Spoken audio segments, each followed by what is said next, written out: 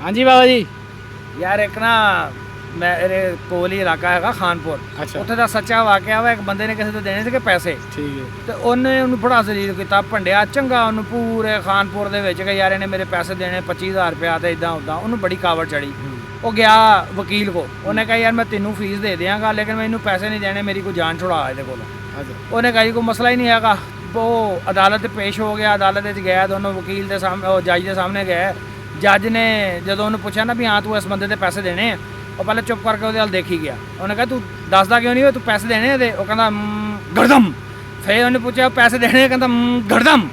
ਉਹ ਕਹਿੰਦਾ ਜੱਜ ਨੇ ਕਿਹਾ ਯਾਰ ਮਜ਼ਦੂਰ ਬੰਦਾ ਵਾ, ਜ਼ਹਿਨੀ ਮਫਲੂਜ ਹੈਗਾ, ਤੇ ਤੂੰ ਇਦਾਂ ਇਹਦੇ ਤੇ ਇਲਜ਼ਾਮ ਲਾਇਆ ਵਾ। ਪਹਿਲੀ ਪੇਸ਼ੀ ਤੇ ਉਹਨੇ ਕੇਸ ਰਫਾ ਕਰਤਾ ਕਿ ਉਹਦੇ ਹੱਕ 'ਚ ਹੋ ਗਿਆ। ਅੱਛਾ ਉਹ ਬੰਦਾ ਬੜਾ ਰਾਜ਼ੀ ਹੋਇਆ, ਵਕੀਲ ਦੇ ਚੈਂਬਰ 'ਚ ਚਲੇ ਗਿਆ। ਜਾ ਕੇ ਉਹਨਾਂ ਨੇ ਚੰਗਾ ਠੱਠੇ ਮਾਰਨ, ਹੱਸਣ ਖੇਡਣ, ਚਾਹ ਮੰਗਾ ਲਈ, ਮਠਾਈ ਮੰਗਾ ਲਈ ਤੇ ਖਾਧੀ ਖੂਦੀ। ਤੇ ਮੁੜ ਕੇ ਜਦੋਂ ਜਾਣ ਲੱਗੇ ਉਹਨੇ ਕਿਹਾ ਵਕੀਲ ਨੇ ਕਿ ਚੋਈ ਸਾਹਿਬ ਮੇਰੀ ਫੀਸ ਤਾਂ ਦੇ ਦਿਓ ਹੁਣ।